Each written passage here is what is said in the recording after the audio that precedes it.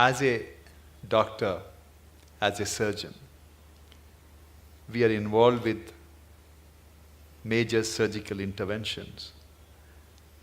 Unfortunately, in our business, this is the only business in the world where a customer can die. No, taxi drivers.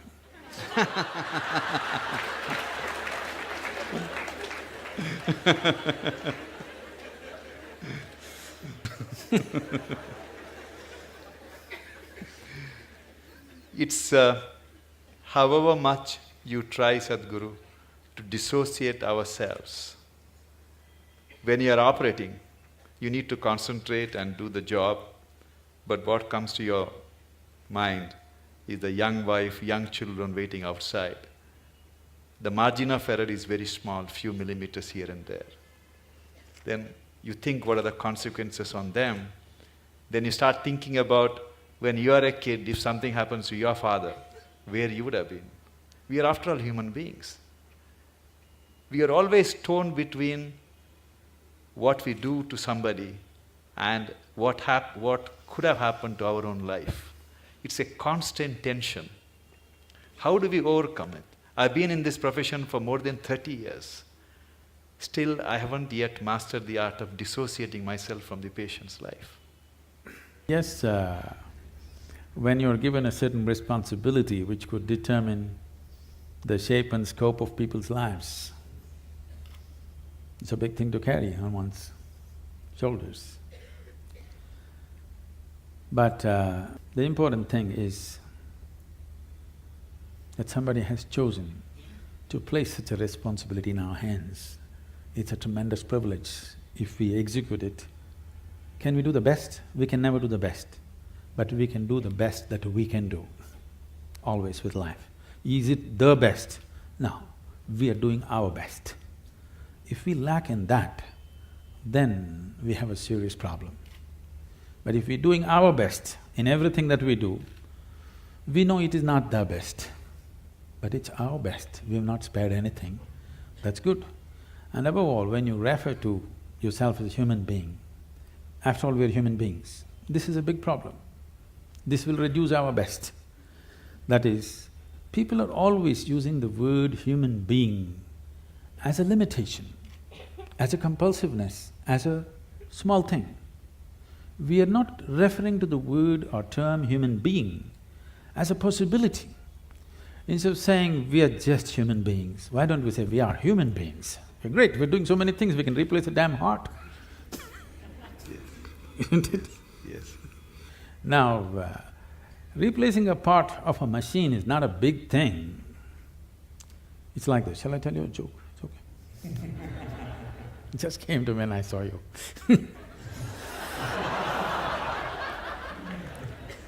So, a cardiac surgeon took his Aston Martin, which was giving him a little bit of trouble, engine trouble,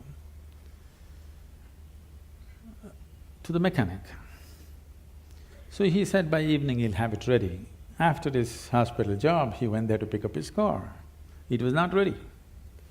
The mechanic was swaggering around a little bit, and I said, "Hey doc, why is it I do the car's engines, you do people's engines?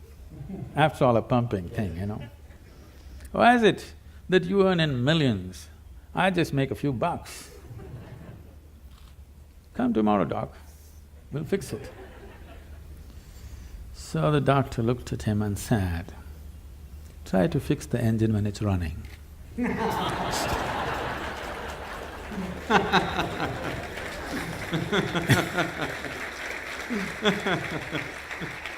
That's the important thing. You got to keep it running and fix it.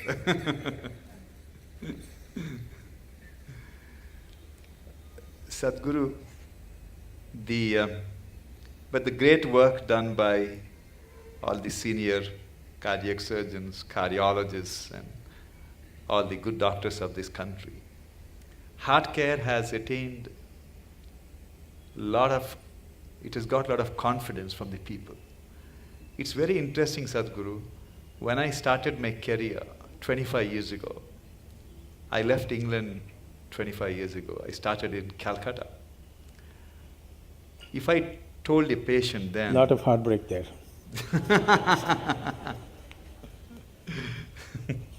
If I told a patient then that he needed an operation, it required more than an hour of convincing him for an operation.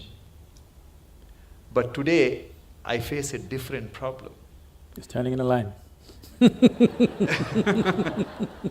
Today, Sadhguru, when I tell a patient, after seeing all the reports, that you do not need an operation, I have to spend 1 hour to convince him why he doesn't need operation. Everyone wants heart operation, Sadhguru. Is it for romantic reasons or…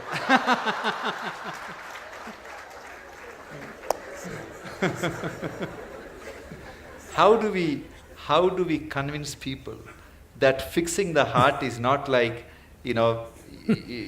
something wrong with your house, you get a plumber, he will fix it, or something wrong with the car, you change the parts. It is something different. We are not the magicians, or we are not the gods, and the nature is the best healer. And cardiac surgery is only a 50-year-old phenomena. People have lived for… I think they have also realized it's a dumb pot. It's a big dilemma for all of us, Sadhguru. Today, people want something to be done on their body all the time.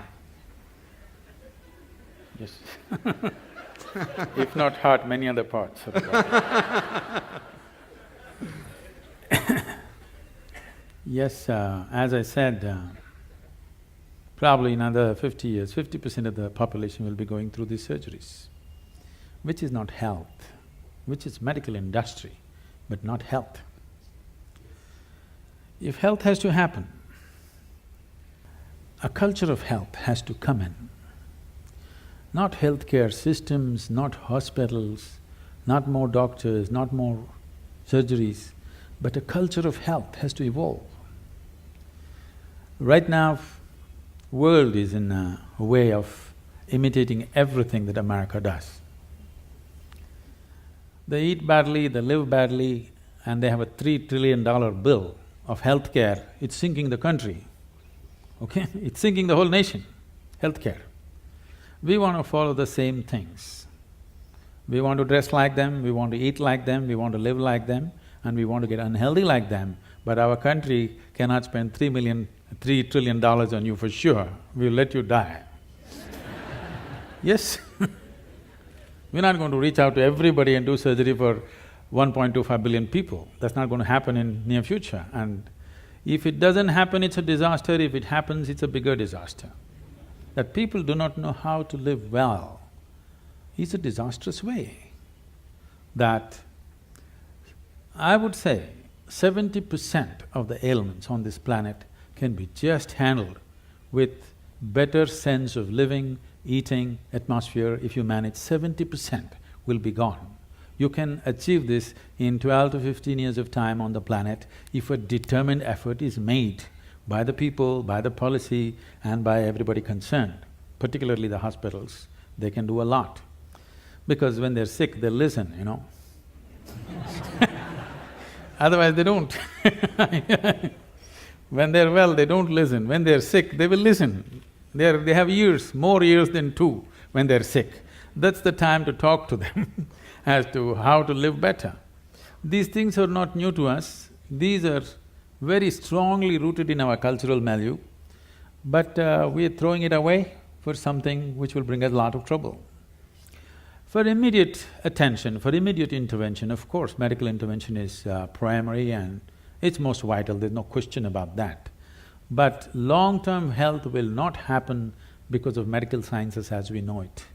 Long-term health of a society or a nation or the planet will not happen that way. We have to bring a culture of health. What is the way to live, what is the way to eat, how to keep our body, how to keep our mind, how to keep our breath, how to keep the atmosphere around us. If this culture is not brought into us from our childhood, I would say it must be brought into the school curriculum itself.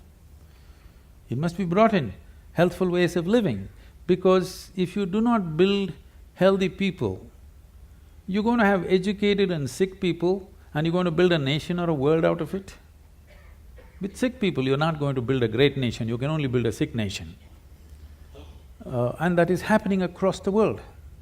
The major nations are suffering enormous amount of illnesses. The most affluent countries who have no nutritional problems, okay? India's half the problem are nutritional problems. Right from their childhood, they've not eaten properly. Affluent nations who have a choice of nourishment, look at the level of health issues they have. That should not exist at all. When they have choice of nourishment, they should not have, I would say, 80% of the people should not have any health issues till they die. When 20%, 25% will get something, infections will come because of close proximity, those are different. But these are all on self-help. People are on self-help to create ailments for themselves. This can be 100% taken away if we establish a culture of health, for which I think not just medical professionals, people from various other areas have to work together to make this happen. I don't see any major synergy like that right now. Small efforts are happening here and there, but that's not enough. It's good, but it's not enough. Sadhguru, majority of the people who fall sick, it's primarily because they led a life which would definitely land them in trouble. But thousands of children are born in this country, like any other part of the world, with cardiac problem, with cancer, all kinds of problems. It is not their fault. Why it happens? It shouldn't have happened. 6 million Toyota cars were withdrawn last year for defective whatever and about 9 million General Motors withdrawn for ignition problems. It's a manufacturing defect. Only problem is you can't withdraw them. Actually, nature is trying to withdraw them. We are not allowing it. There was a time we would allow the nature to withdraw. Yes? All the manufacturing defects that came, 100, 200 years ago, we would allow the nature to withdraw. By the time children are 4, only the fittest would survive, rest would go. Now we don't allow them to withdraw, so we need a whole lot of things to run the defective cars. I know I'm putting it so blatantly, but you need to understand, the physical existence is mechanical. Whether you like it or you don't like it, probably all kinds of sensitivities and emotions are there about this my physical body. But when they come to you, you strip them down and treat them like a machine, isn't it? Complex, sophisticated, but still mechanical, isn't it? Yes. There are other aspects to it, but fundamentally mechanical. Anything mechanical, anything physical, there is never something called as perfection to it. It is a constant work in progress. You can improve it and improve it and improve it. What we call as evolutionary thing is just that. Now, the parents, the two machines which produce this small machine, Yes. okay? What condition are they in? This is also an issue which we have not taken care of. There is a lot to be said which is controversial about this, but essentially this idea that everybody must have children has to go. Yeah, I know I'm getting into trouble. But we are not seeing humanity as a future possibility. We are just seeing it as a regressive way of something that we can extend into future of our own, a footprint. Right now that's a problem. Our identification with the body is so strong, the physical body is so strong, we are unable to think beyond our biological identity. Once you're not able to think beyond your biological identity, the very nature of being human, the immensity of being human is constrained and constipated into a very small process. In this process, there are problems. In the ancient past, they handled this in many different ways, which are absolutely, utterly controversial today and can never be brought back into this society, but they did handle things in a completely different way. They're bred carefully, which is very important. We are thinking about… when it comes to animal husbandry, we are thinking of breeding right. As human beings, why are we not thinking of breeding right? Because we're too identified with our own bodies. Mine is more important than what's right, and the level of suffering that you bring into this fresh life, you know, you see it every day. Yes, yes. Sadhguru, scriptures tell us that everything happening in this world, including what happens in our life, is preordained. Which And scripture said that? at least that's what I thought, that we are destined to do something irrespective of what happens. If that is the case, we are destined to die someday, then what's the role of people like us in this world? Oh. We're definitely destined to die. People come and tell me, Sadhguru, this man, my enemy, I can't bear him, I want to do something. I said, just wait, he will die. You don't have to do anything, just wait. Just be patient, that's all. So destined to die, yes. But I don't think ever any scripture has mentioned that your life is predetermined or preordained. This is an import from outside. You must understand the fundamental nature of what this culture is it's rooted in this. This is a godless culture, you must understand this. There has never been an idea of God in this country. It's an imported value, let me put this into perspective, because it upsets lots of people.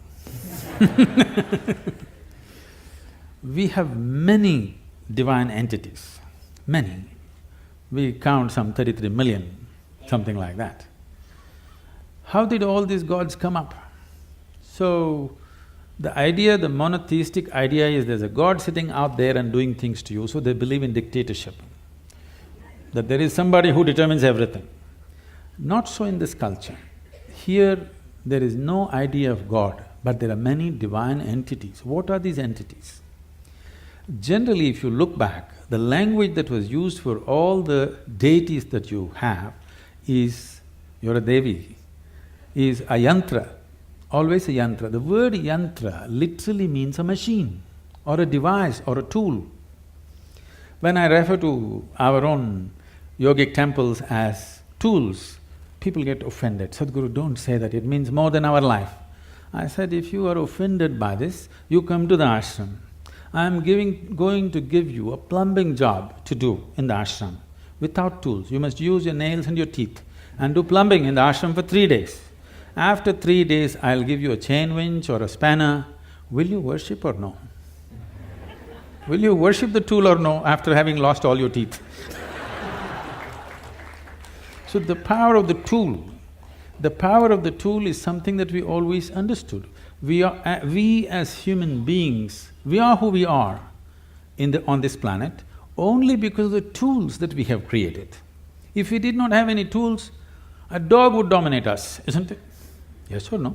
Yes. It's only because of the tools human beings have become who they are. So a screwdriver is a tool too, but there are subtler tools, energy tools, subjective tools, which can open up different dimensions of life. So for every dimension we create a different tool, a different possibility, because we clearly know without this tool we would never access this possibility. We bow down to it and we worship it, because without being worshipful it will not yield to you. We clearly know gods are our making. It is just that others have forgotten. So here we told you, your life is your karma. This means your life is your making. Where is the question of preordained? Such a thing never arises in this culture. Thank you, Sadhguru. But it's dangerous for a doctor to think it's preordained.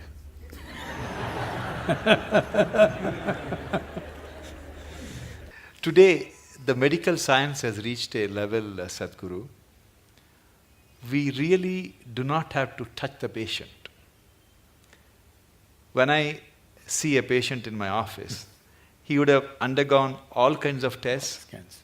Everything is done, all the images are displayed, history is written, everything is planned.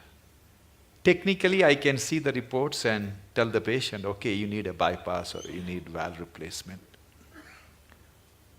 But I always make it a point to take my stethoscope, put it on the chest, listen to the heart, look at the patient's eyes, put my hand around on his shoulders, touch the patient, and then explain to them what is going on and talk to the family. I personally feel that touch has the most healing power than anything else what we have invented. Do you believe in that, Swamiji? See, what is not understood is, yes, one part of us is mechanical, but there are other dimensions. Most of the time, the mechanical part has gone wrong because we have not tended to the other dimensions. So what is lacking in their life is, their life is not touched. Not necessarily a physical touch, is just a manifestation. Essentially, their life is not touched by anything. When I say touched by anything, it need not necessarily be a relationship. You can be touched by so many things. I don't know how many of you, when was the last… how many decades ago did you watch a sunrise? Or a sunset, or a moonrise. I'm saying not touched by anything. When was it the last time you waited for a flower to bloom? No such thing. When is the last time you paid an attention to a butterfly or a leaf or a flower or another human being? You're… of course, you don't like faces, you like the Facebook. I'm saying contact with life, whether it's human, animal, plant life or just elements around you, just that. How many people even take a moment to even look at the food that they're going to consume with a little bit of involvement, or are they touched by it? No. So at last, either a doctor has to touch it or in the end undertaker will touch you. You know, somebody will touch you, things gone bad, somebody has to touch you. So, does touch have a relevance? Tremendous relevance. Touch need not always be physical, it can be in so many different ways.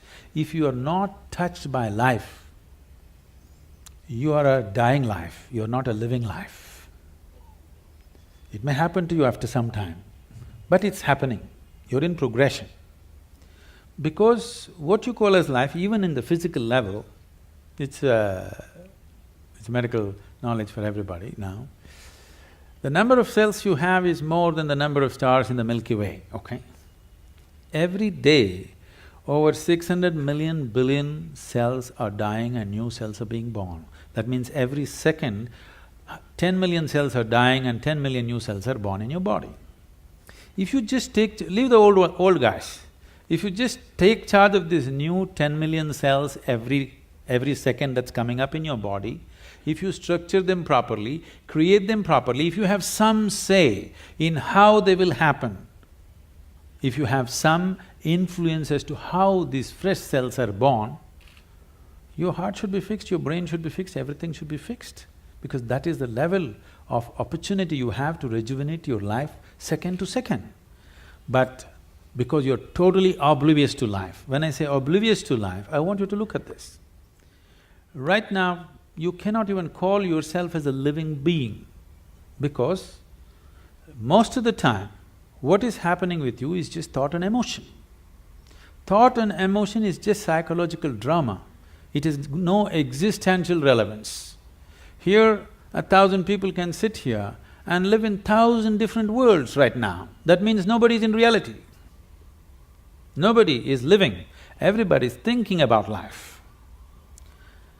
Psychological space, what happens, has unfortunately overtaken the existential process of life. You do not experience life, you're only thinking and reacting to situations around you.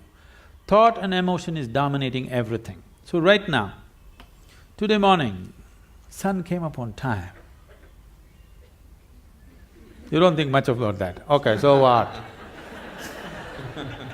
Now you need to understand, if sun does not come up tomorrow morning, within 18 hours, all life on this planet will largely cease as we know it. So I'm telling you, sun came up on time today morning. I want to hear appropriate noises. Yeah. None of the planets in this solar system collided today. In the whole universe, no accidents. In this endless cosmos, no accidents, everything going right. But you have one nasty little thought crawling in your head and it's a bad day. I'm saying you completely lost perspective with life. You lost perspective as to who you are. It's a kind of madness. So once you lose perspective as to who you are and what is your space and status in this existence, you are a sickness by nature. It's not the doctor has to diagnose you, it's already on. One day it will manifest to a point where his instruments or his touch will tell him, but it's already on. The process is on. When it goes beyond a point, he'll give you a prescription or a surgery. But the process is on, you're working hard towards it. There are large number of Indian or Western techniques of healing which may not have scientific data, but they work.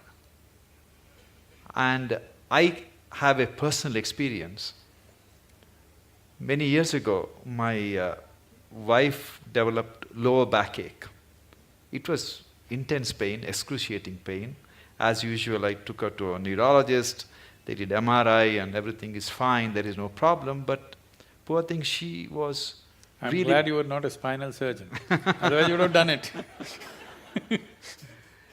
Then my brother-in-law suggested that I should take her to see a acupuncture specialist. As a doctor, it was a bit embarrassing for me to go to somebody. And he didn't have a fancy clinic. I went to his house and he talked to my wife for a few minutes and he made her sleep flat on the floor. And Sadhguru, he took, from the heel, he started pressing on her lower back for 10 minutes as I was watching. I'm not exaggerating, she never had the lower back pain ever since. I'll show you thousands and thousands like that. Not even with any needles, simply. I was so fascinated because he cured my wife and he did something which I couldn't do it for 32 years. She was fine. There are many ways of treating people, and as professionals, we have to respect all the ways of treating. Definitely, I would say allopathic system is at its best when there's an emergency. When there is time, definitely other systems are way better if you ask me, in many ways. Particularly, this is something hardly known to people. In southernmost part of India, largely in Tamil Nadu, we have what is called a Siddha Vaidya. It's a most incredible medical system, so comprehensive. There are over 300,000 formulations. I don't think even modern pharmacopoeia has that. Over 300,000 formulations elaborately written down. And the fundamental difference between Ayurveda and Siddha is, Ayurveda is herb-based, Siddha is elemental. The only thing is, the skill level that it demands from the doctor is a challenge in modern world. This is something that you have to live, then only it works. The person who administers it is as important as what is administered. Who administers it? You're talking about touch, so who administers it is important, not just what is administered. But the nature of modern medicine is, you write a prescription, some chemist who knows nothing about it gives it, and they take it, it's only purely chemical and it works. But When there are chronic ailments, if there is infection, killing it with whatever, chemical bombing it is the way to do it. But when you're generating an illness from within, correcting it from within is most important. If there's an emergency, you have to intervene more aggressively, that's different. But these systems have such a comprehensive knowledge about health and well-being. But the problem is, it needs a lifelong involvement and dedication to become something good with this kind of system. It is not something that you can acquire as a profession and do it. Always it was seen as a sacred duty that you can actually… See, I want everybody to think about it, and I'm sure many times you're facing this within yourself. It is not a prescription, it is not a surgery, it is not something. It's a person's life, whether he lives or dies. I mean, your existence, it's not a… it is not a case, it is not a statistic. For that person, it is the only life that he has. This needs far more deeper attention than just being handled as a profession. I think that sense of dedication and involvement, individual doctors might have grown into it, but still that's not there as a culture, that is not there. It should not be seen as a profession, that's what I'm saying. Yes, of course, monetary requirements are there, that will happen, that's a different thing. But first of all, it must be seen as a certain commitment and a certain privilege that you are able to either end or extend somebody's life is not a small privilege. Sadhguru, many years ago, when my son was a little kid, he gave me a book written by Swami Vivekananda. He was describing how ancient gurus could communicate with each other thousands of miles away just by thought. It's like a modern internet, how one computer can communicate with another computer in US or Europe, anywhere. Do you believe that human mind can be trained to influence another human mind or people's mind who are far away just by tuning our mind to the right frequency? Can it be trained? Can we learn that art? You're trying to beat the cell phone companies.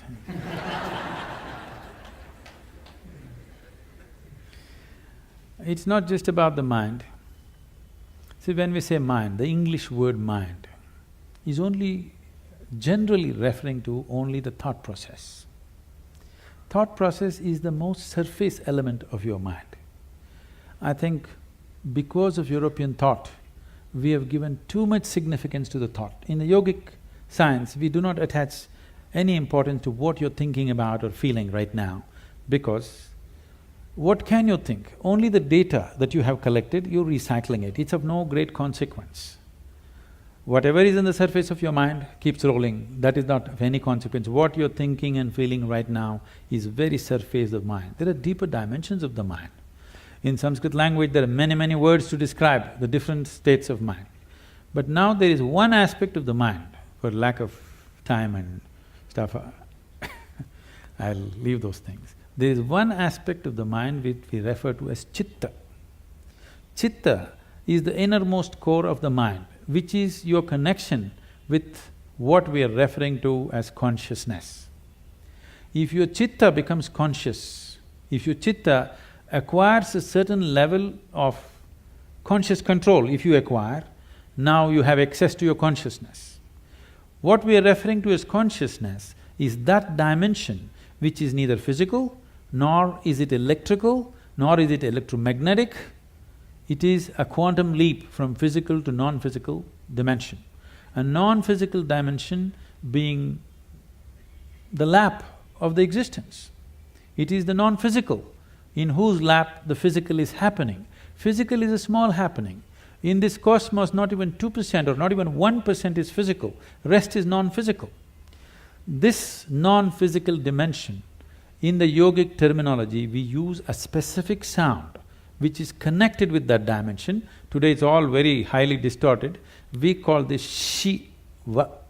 That means that which is not. When we say Shiva, we are not referring to some man sitting up there.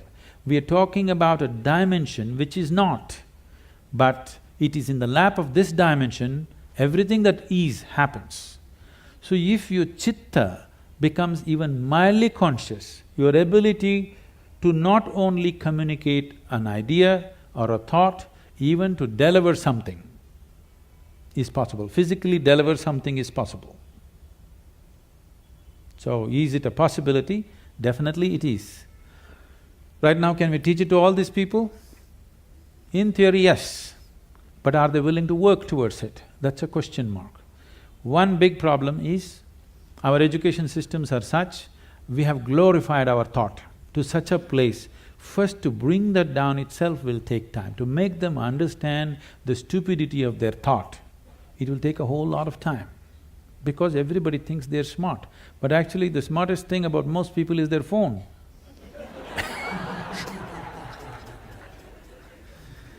Because your thought process is just an outcome of the limited data that you have gathered. It doesn't matter if I've read the libraries of the world, still it is too limited compared to what it is, what the creation is. With all the scientific development, we still do not know how a leaf really works. We do not know how a single atom in its entirety we do not know with all the scientific exploration. So that should be humbling enough for everybody to know that we know how to use things, but we do not know what it is. It will take lifetime of attention to even grasp the fundamentals of what it is. So if people are willing to first of all understand, like the whims of their heart, you just dismissed as dumb, okay? If they also understand the so-called smartness of their thought process and emotion is quite dumb, now it becomes easy. It becomes easy to train people that communication it's not like, now I want to generate this thought and give it to you, not like that. Things will happen to you before you think. What is best for you will simply happen to you even before you articulate in your mind. You don't have to ever think what you want to become, how you want to be. Life will just arrange itself. An intelligence beyond what you can contain in this bone box starts working for you, and it'll work. You heard of Ramanujam and others just opened a window with their Devi, and he becomes that kind of a mathematician, which is, even today after 1 century, they're still trying to figure out what he said. And the mathematical calculations that he gave is the backbone for describing the black holes in the universe. When he was there was no word called black hole, nobody knew there is such a thing. When we say black hole, what we are talking about is the curve of time and gravity, which is something modern science is battling with. He made mathematical background for that. As the curve increases, what is in existence, physical existence, becomes non-existence. So this is what it is when we say yoga. You reduce the curve in such a way that what is largely physical becomes non-physical. Once it's non-physical, time and space is not an issue. Once time and space is not an issue, communication is simply there.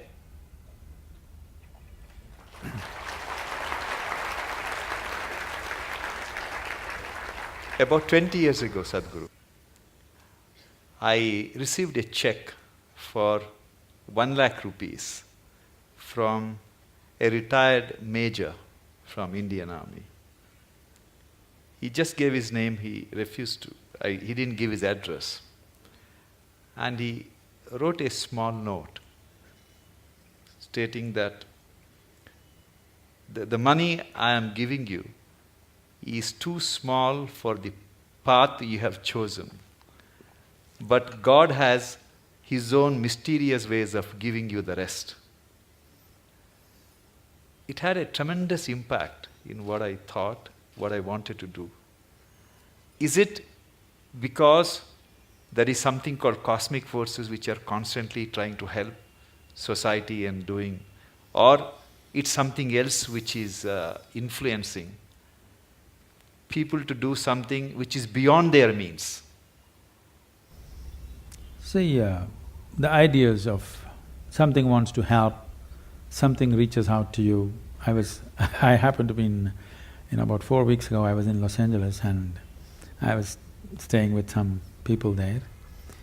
And the bedroom was full of books, so I just picked up one of these books and so on.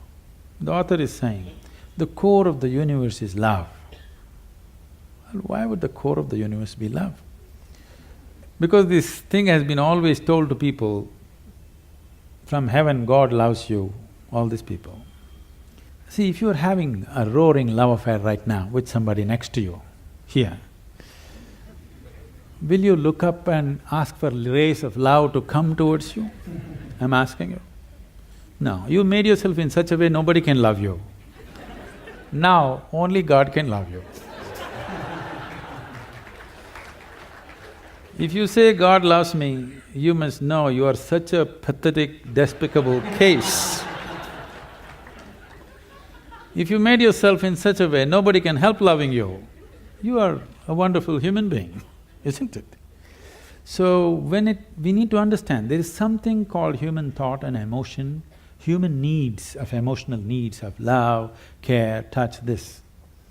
The cosmos, or what you're referring to as the source of creation or divine, or if you want to use the word God, because God personifies thing, we will refuse to use that word. Let us say whatever is the source of creation, which we are referring to as God generally by religious this thing. Essentially, it is just an intelligence which is simply exploding into everything possible. If you're in rhythm with it, you will rise. If you're not in rhythm with it, it'll crush you. It has no love, it has no compassion, it has no intention of helping you, it has no intention of harming you, it has no nothing. If you understand the forces and ride it, you have a fantastic life. If you do not understand, it'll crush you. You've seen people doing surfboarding on the waves in the ocean. It is such a magical thing, just riding the waves. But if you don't do it right, if you go into the waves, it's like being in a concrete mixer, it'll just do that and it'll kill you. So one rides the wave, another gets crushed by the wave, that is all that's happening. The rest is all human interpretations. This is the first thing we have to stop, that we do not extend our thought and emotion to the existence. This is relevant between you and me. This is relevant between you and your family members. You love them, I love you, you love me, all this fine. Don't look up at the sky and say, I love you. It will not say, I love you back, because it has no such need. It's pure existence. This is what you have to become. If you sit here, you are a complete existence by yourself. This is a full-fledged life. It does not need anything from anybody. It has everything. It is connected with everything in the universe. It does not need anything. But we want to play our games, okay, we can do all this stuff, but you need to understand right now, we are trying to extend our compulsions to the whole creation. It doesn't work like that. Existence is not trying to help you. You may be in tune with it, bingo, you are. Whether you got in tune with it consciously or unconsciously, somehow you got in tune. That's why Shankara said, yogaratova bhogaratava. That means somehow you do it, I don't care. Your Shankara, Adi Shankara went to the extent of somehow you do it. You get it, man, that's important. How you get it, who cares? Sadhguru, I am constantly torn between my senior colleagues who are extremely skilled surgeons. Sadhguru, on the heart, there are some procedures which are done by very few people on this planet. I'll give an example. I do an operation called pulmonary endarterectomy. That's the blood clots from the leg goes to the lung arteries and it clogs up all the arteries. So 25 years ago, there was no cure for this. And once you're diagnosed, you're destined to die within a year.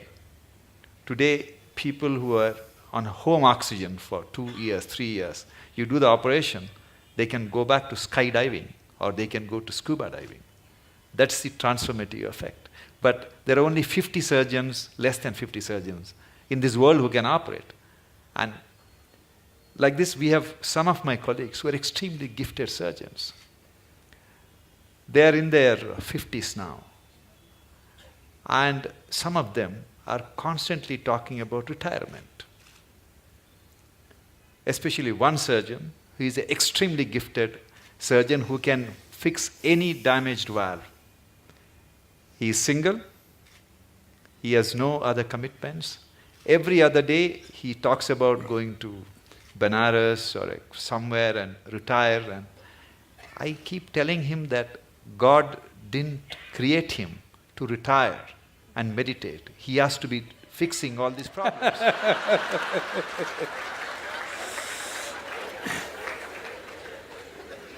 So he gives me extension every 6 months, Guruji. So at the end of 6 months, the usual rigmarole starts. He talks about retirement and everybody is depressed in the hospital. So how do you deal with this kind of people?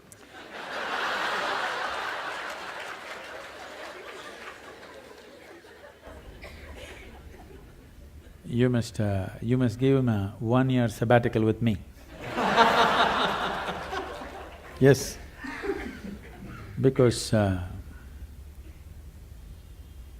the need or the idea of retirement enters anybody's mind because of the monotony of what they're doing, whatever it may be. Somebody else may think it's a great thing, but in your experience, somewhere it's becoming monotonous or stagnant. Stagnation is one thing that human intelligence and human system cannot take, and most of the ailments are because of stagnation of life.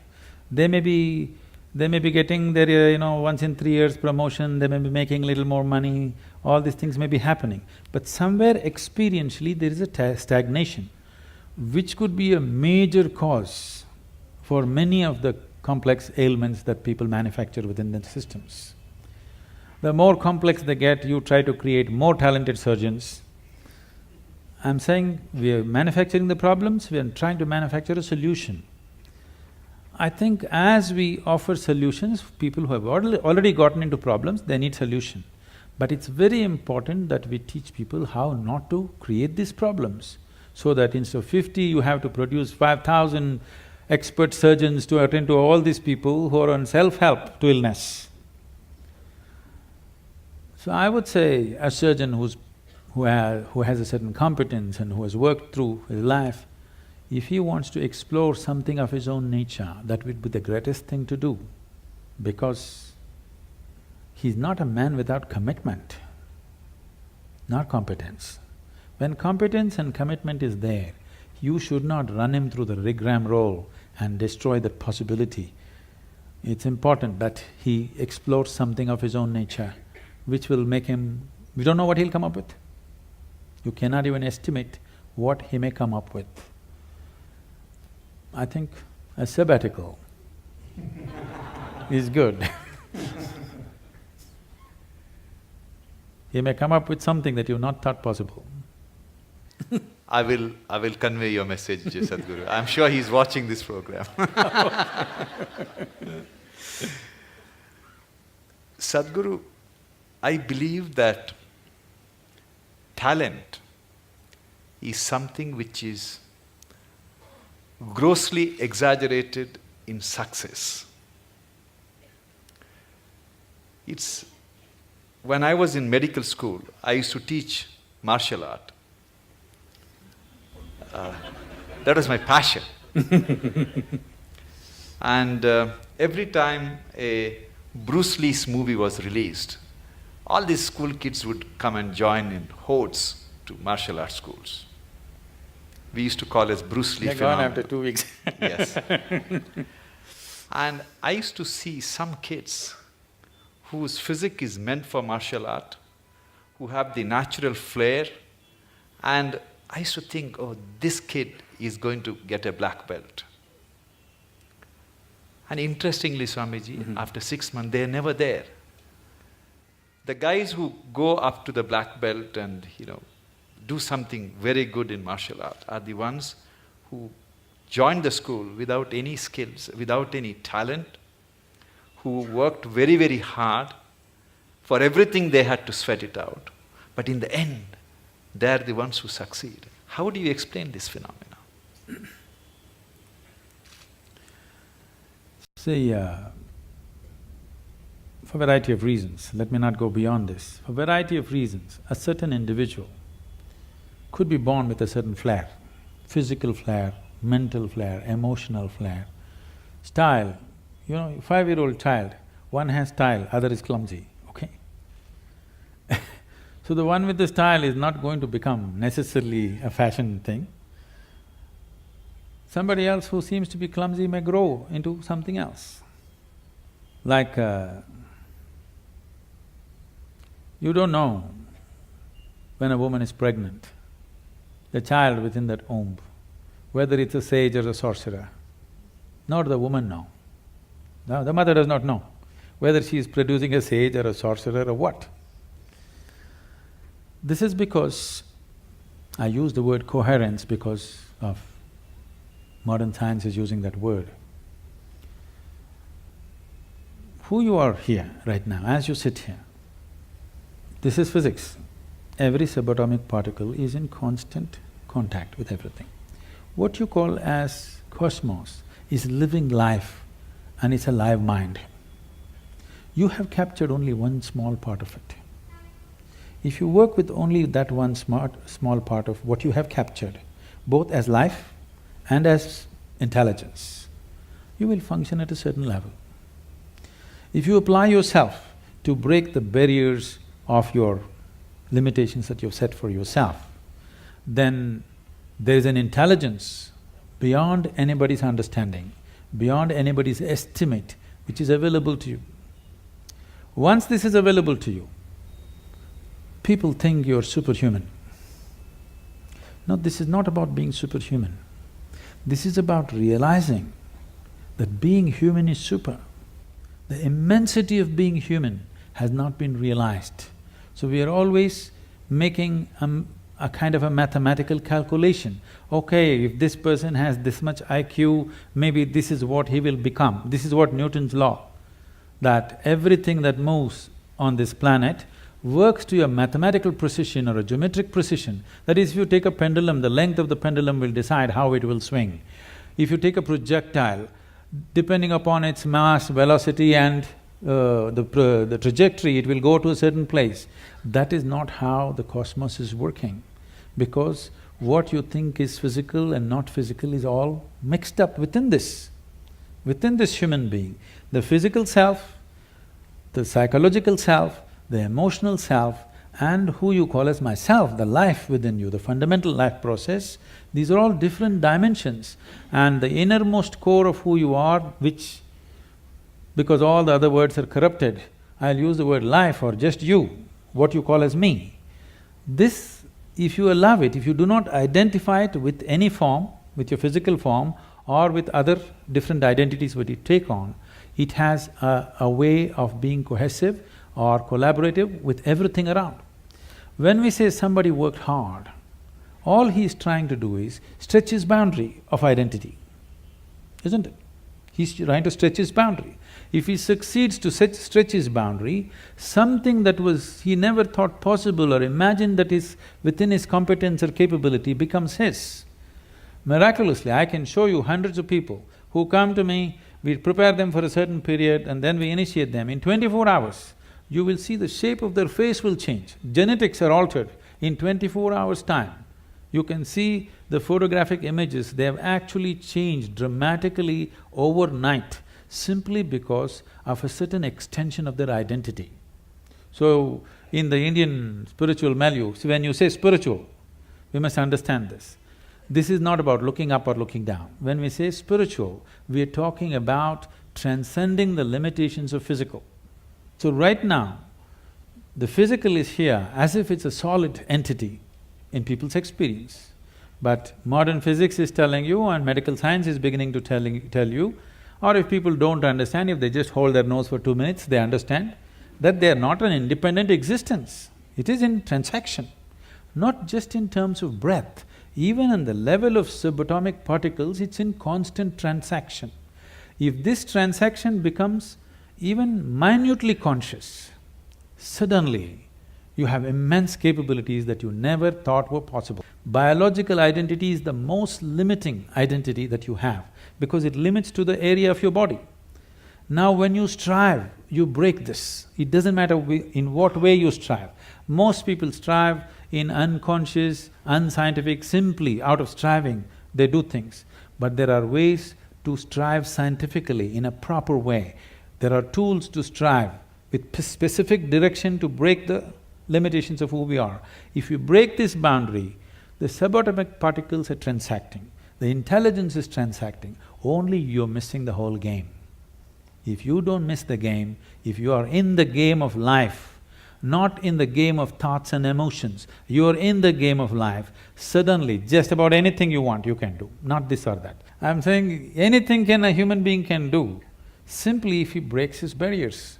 And these barriers are many levels, but the most fundamental thing is the identity.